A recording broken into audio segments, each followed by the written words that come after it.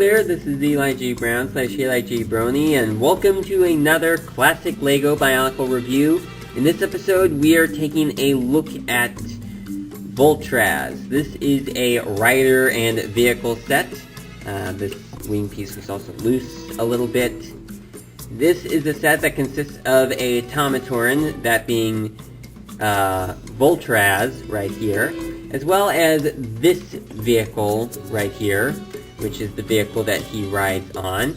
It's a pretty basic vehicle. In fact, I got this one really cheap off of Bricklink. I think it didn't cost all that much back then, and it didn't cost very much now when I got it off of Bricklink. So let's go over and take a look at the individual components of this set right here. Alright, so here we have the main character of the set. This is Vultraz. He is a Ta-Matoran who was infected by the Shadow Leeches, much like the other Matoran that got infected by Shadow Leeches. And he was in some battle with Mazeka, who I reviewed last time. And there was some sort of point where Vultraz would then be taken to some other dimension. And I think that Mazeka actually felt bad that his rival was now gone.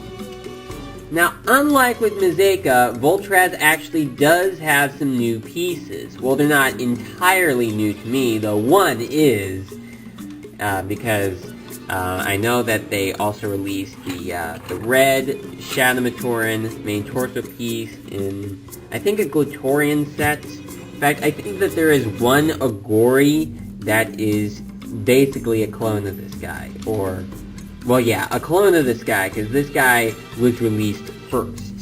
They just have different feet and different hands.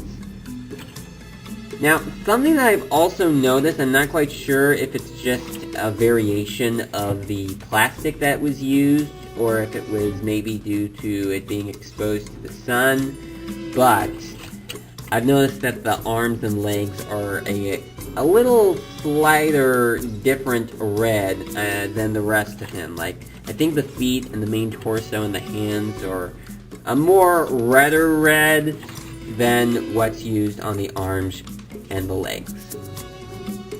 Now, what is absolutely new for me is the mask.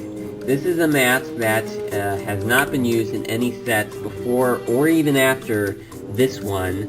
I can't remember the name of it, though, but I do believe that it was a mask that Icarax wore before he switched out to the Kraken. And it is quite an interesting looking mask right there. I really like the look of it.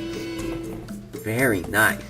It is one of those masks that doesn't have its own connection points and you have to add one. You know, like what they had been doing for a lot of the masks since 2007, you know, like where there's just a little hole inside of the mask and you have to put your own connection point into it. I really don't get what is up with that. Right, so that is Vultraz. Now here is his vehicle. And it is quite a small looking vehicle, though. It's got all sorts of different parts that we have seen before, like the Vizrak tip pieces in silver. We also got these wing pieces that were also with the Toa in the Mystica series. And there's also a couple of them back here. And the wing pieces, which came from Kopaka, are also on here, as well as the jetpacks. And there's also the same new claw piece that's used down here, which is used as a kickstand, so it just stays up. And also has the Zammersphere launcher at the bottom.